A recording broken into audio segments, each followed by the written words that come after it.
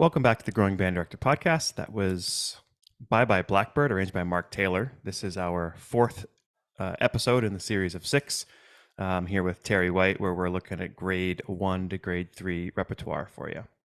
Yeah, Bye Bye Blackbird's a great chart. It's very accessible for a good, solid middle school band.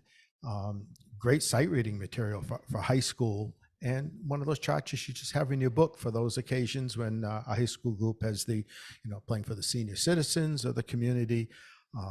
Teaches the great bassy style, and to play that well though is not it's not an easy chart. Oh, that's a hard no. That's a hard too. I recently this summer I covered an adult jazz history class for Mike Sakash, and it was about bassy, and we were talking about the style and how to achieve it.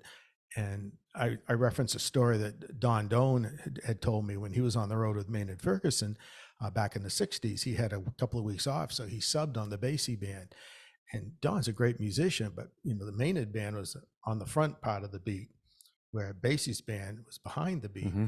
And Don would say, I tried to almost drag, and I still felt like I was rushing. So you could take a chart like this where the kids aren't so focused on the technical challenges of the chart, Mm-hmm. and they can actually listen to what's going on around. And the few times I've had to clinic this, that's the style I tell the kids in the rhythm section. You're going to lay down the time, and the horns, you're going to try to get the rhythm section to drag, but rhythm section, you're not going to allow that to happen. They start thinking and listening more to each other, and you get them to lay back, and then you can carry that on to other styles, other charts, Yep. about laying back. But yeah, there's been some funny interpretations of that particular style, but this chart's just beautiful. Yeah, a little bit of piano stuff too. I've done that with a kind of a newer piano, but they're a classical piano player, so all that stuff's pretty written out. That works well on that chart. And even though they can, they might have the chops to do both hands. Mm-hmm. There are times Basie only played with his right hand Yeah. or his left hand. Yeah. You could have him just play the right hand on this chart, just to see how that works for you. Speaking of ballads, actually there's 2 charts that we're not featuring because we couldn't get the video portion to happen of it, but I suggest people check out. First, let's just talk for a second about your chart, Past My Bedtime. Yeah, that was like the second chart I ever had published. That came from a much more difficult chart I had done for my big band. It was just an original, and it was about just laying back, a little dial-in style. One of the things I recommend to directors, if they've been teaching, more than 10 years, more than 20 years, you might need to have some fresher material as well. Mm-hmm. You can only teach a little dial-in so many times before mentally you're probably jarring. Yeah. You're getting lazy. You've heard it so many times. And you almost know exactly where the point is the kid's going to mess up, Mm-hmm. and you almost tell him before he gets the chance to mess it up. So if you get some material in the same vein, I think it keeps the director, fresh. I think there's another chart here right afterwards that we couldn't, again, if people go listen to, you can't, but we can't do the score and sound for you. This is St. James Infirmary, arranged by Tom Davis. Mm-hmm. I found this chart a couple of years ago. It starts with a cappella trombone section, very bluesy. And the chart's just awesome. It's like a contemporary take on the tune, but also still very traditional. It's in the green cover series, so it's kind of on the harder 2 level, but it's a great traditional jazz tune, as people probably know. And if they don't know the tune, they should check it out. So the Tom Davis arrangement is really good. It's a very cool ensemble section towards the end too. Yeah. Very neat. And again, it's a tune kids should be familiar with, not so much in terms of jazz repertoire, but jazz history. Yep. Yep. And that part at the end you're talking about is, I think, kind of almost like a 12/8 kind of swing thing. Mm-hmm. All right. The next tune we're going to look at is a great ballad on the. Who did the big arrangement of Here's That Rainy Day? That's Dave Bardoon, right? Or D. Barton. D. Barton, right. That's like the grade 5 in D flat or something like that. Yeah. So there's a Rick Stitzel version of Here's That Rainy Day, which everything's written out. There's some solos written out and stuff. This is a great grade 2 ballad. It kind of moves along and also allows students to hear some historical tune as well. So let's take a listen to Here's That Rainy Day, arranged by Rick Stitzel.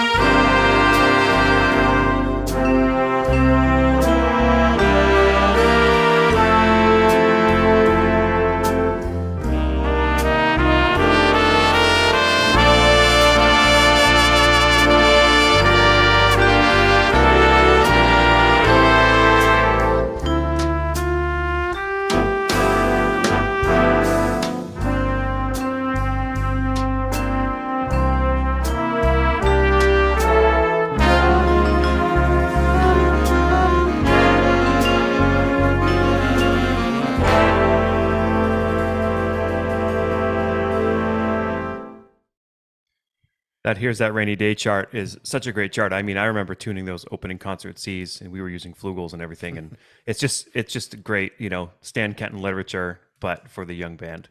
And again, a great way to introduce Stan Kenton to middle school kids, because they're not going to see this only by accident. And I think we really owe it to them from a historical standpoint to introduce these big bands. Can I correct something?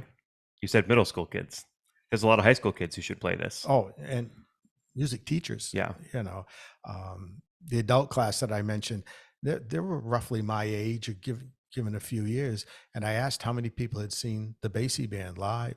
Not a one. Mm-hmm. And that's, people I've seen Basie multiple times live, but thank God for YouTube. Mm-hmm. So the Kenton Band it's really important because it's a different type of jazz than say Basie. It's a very orchestrated jazz. All right, our next chart is arranged by Michael Sweeney. This one's a great chart on Afro Blue. I've actually done this chart without the 4-bar intro, but also with it as is. Mm-hmm. Yeah, like I said, it's been a challenge sometimes to teach kids how to play in 3/4 without it sounding, hammering on one all the time. It just plods through. But this chart really works. You get the kids to sort of lighten up a little bit on that. Yep. Just think 1, 2, 3, 1 instead of 1, 2, 3, 1. And a chart like this too, if you have a drummer who's not super comfortable yet, like even if they just play ride cymbal, the chart works. They don't have to play the whole drum set. Correct. Right. You don't have to thump bass drum on 1 and hi-hat on 2 and 3. Yeah. All right. Let's check it out. Here's Afro Blue, arranged by Michael Sweeney.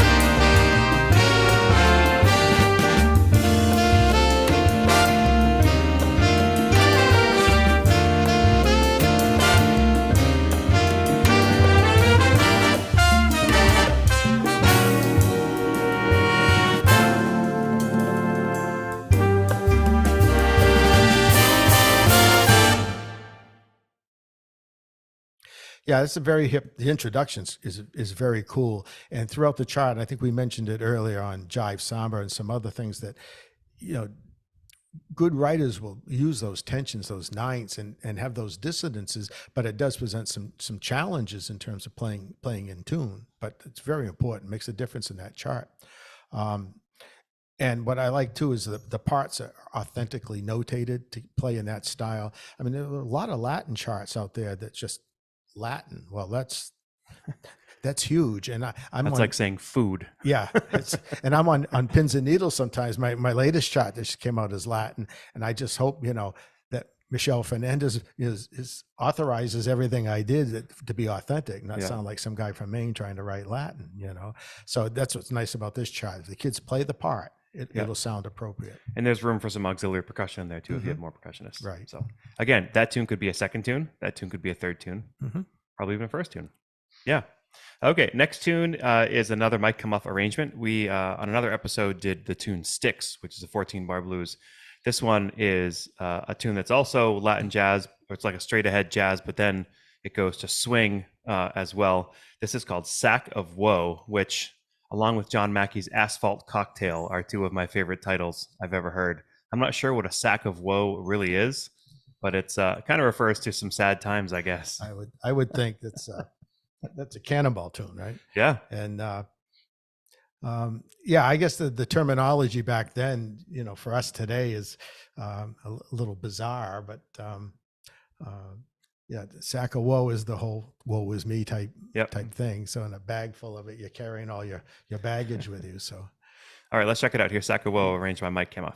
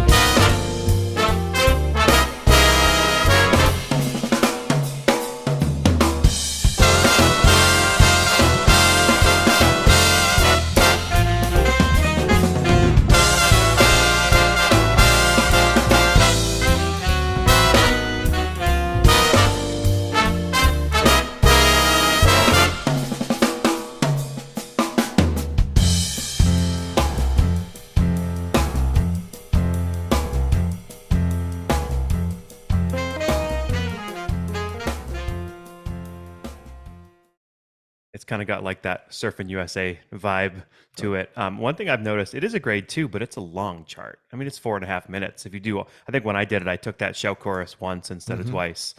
Well, it's a 60s tune. Yep. That's my generation. It's when I was a kid.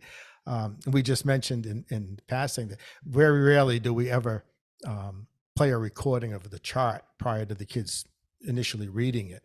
But here's a case where if you played that chart, they would probably get the articulations, not even knowing they were doing that would be very helpful for them. Yeah. And not even say anything, just play the chart and see what happens. One thing you can do on this chart too, I believe there's a Sack of Woe solo out there by Cannonball that's transcription that's not very hard.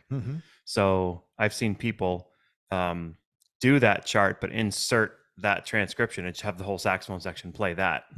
Just a great chance to play some Cannonball language. I think with any transcribed solo, you don't necessarily have to play the entire solo. Yeah. I mean, good soloists start, they save the good stuff for the end. So, you can do some things from the beginning of the solos. Yeah, do a chorus, do the first chorus. Sure. Yeah, and that's an overall thing. Like if you're doing a standard tune, always look at the recordings and you go and listen to the original solos. And if you think you can do it, try to find the transcription.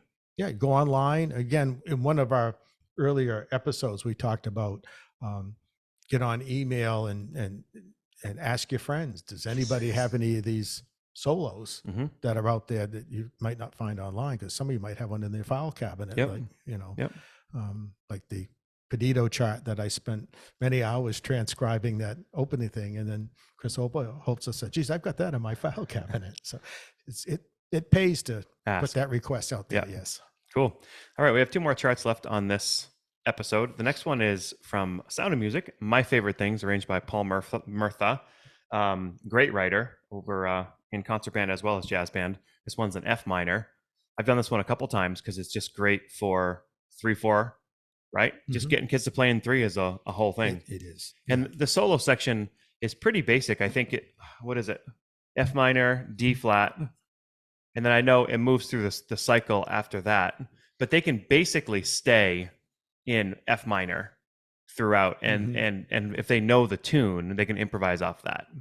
And you might want to have them avoid initially listening to the Coltrane version, because that's Yes. going to be totally different. Yes. Yeah, and that's the one everyone goes to. Mhm. That's the most iconic version of this tune in a jazz idiom, anyway. Yeah, and what's great too is if you use it, I mean, not only is it 3/4, but the parents know it, people know it, and it's a way to teach them that Ariana Grande did not write this song; she just covered it. So, all right, let's check it out. My Favorite Things, arranged by Paul Murtha.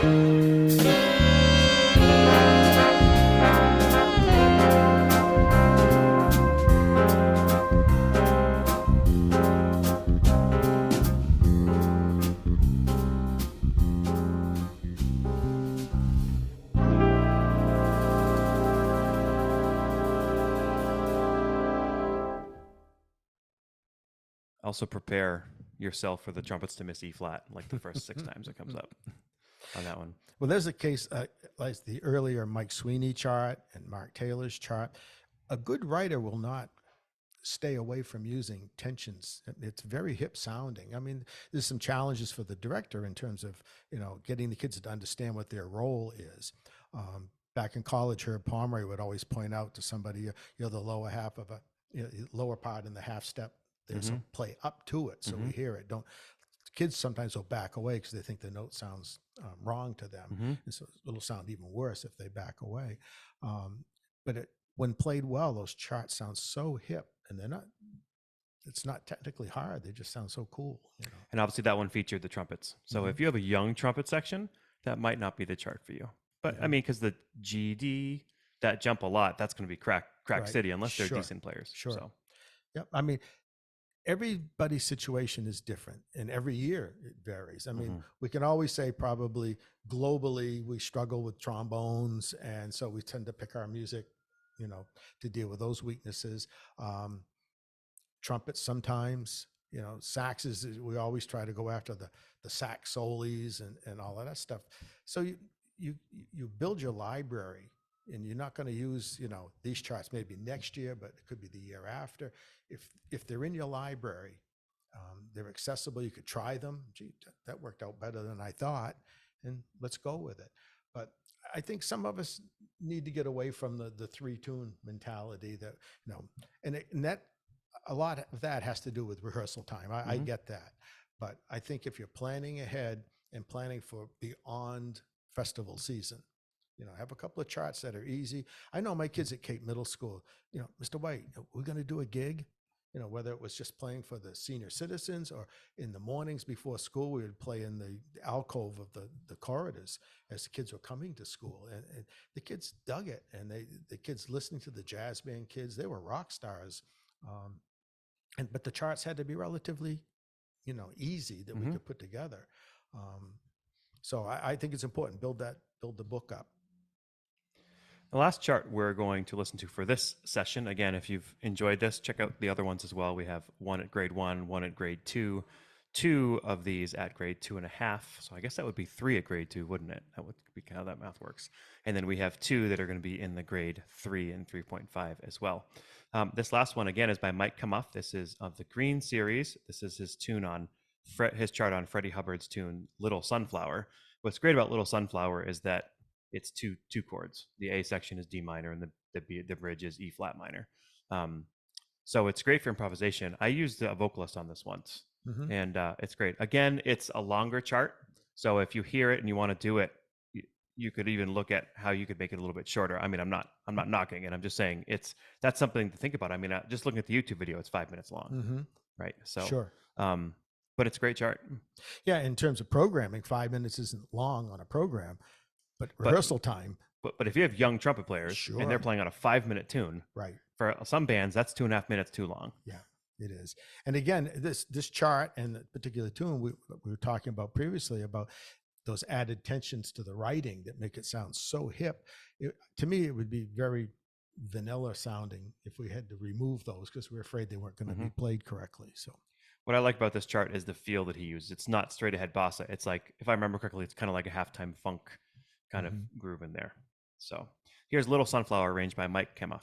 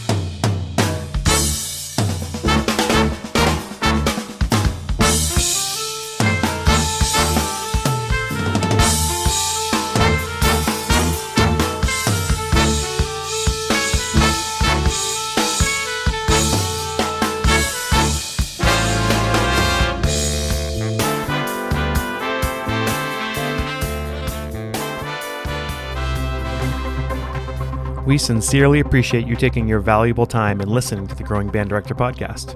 Your students are very lucky to have a band director like you. If you have any suggestions for episode topics or think you have an area of expertise to share on a show with us, please reach out.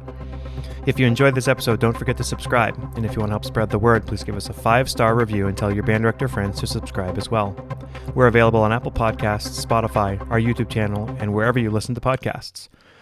Thanks for listening to The Growing Band Director. See you next week.